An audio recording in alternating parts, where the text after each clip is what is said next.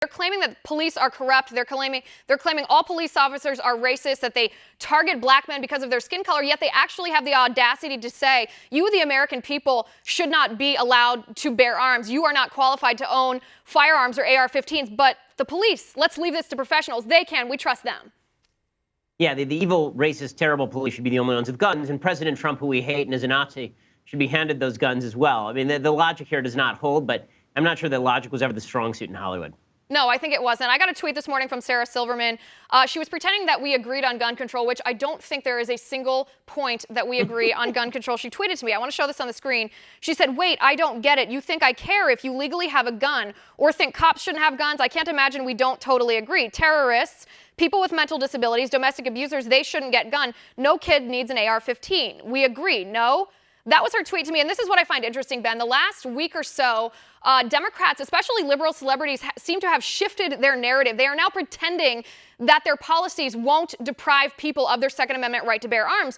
But if you look at the very march, this protest, this rally that Jimmy Kimmel was pushing from the stage of the Oscars, the things that they are advocating for would deprive me a right to bear arms.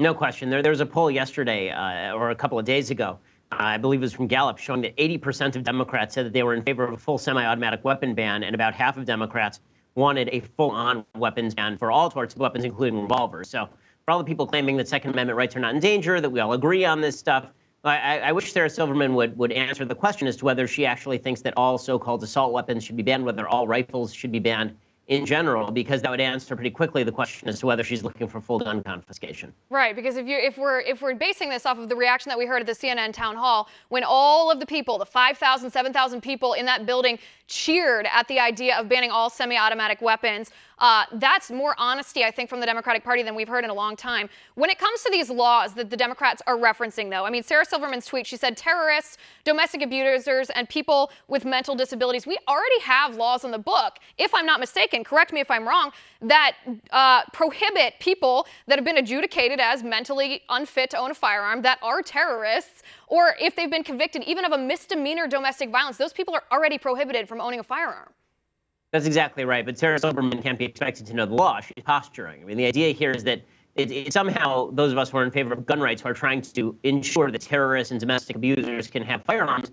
But the reality is that, as you mentioned, all of these federal laws are on the books. In 38 states, less than 80% of the people who actually shouldn't have firearms are being reported to the federal government.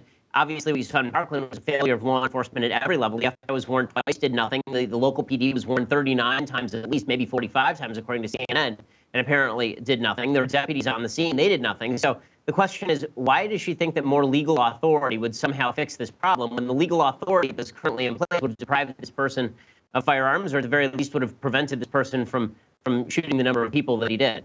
Right, and that's where I always have a problem when liberals argue that they don't want to take away our firearms rights, because if we're talking about Parkland, and these celebrities clearly are, the failure here was a failure of the law enforcement, the FBI, like you said, and the Broward County Sheriff's Department, not to act on laws that were actually broken. We have laws on the books already that should have prevented Nicholas Cruz from getting his hands on a firearm. Those laws weren't enforced on multiple times across the board. Our government institutions failed us, and I don't understand why else liberals wouldn't be focusing on that if their ultimate goal wasn't to exploit people's emotions in order to severely restrict our right to bear arms.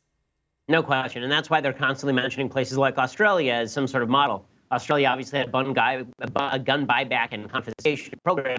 Even that was not wildly successful. Only 1/3 of the guns were actually turned in. And the gun violence rate, actually dropped at a lower rate than the United States gun violence rate, even as the number of guns in American society increased. So it doesn't make a lot of sense what they're talking about. But again, I don't think this has to do with an actual policy. Folks on the left are not proposing actual policies, and the policies that they have proposed have no relationship to what actually happened in Parkland.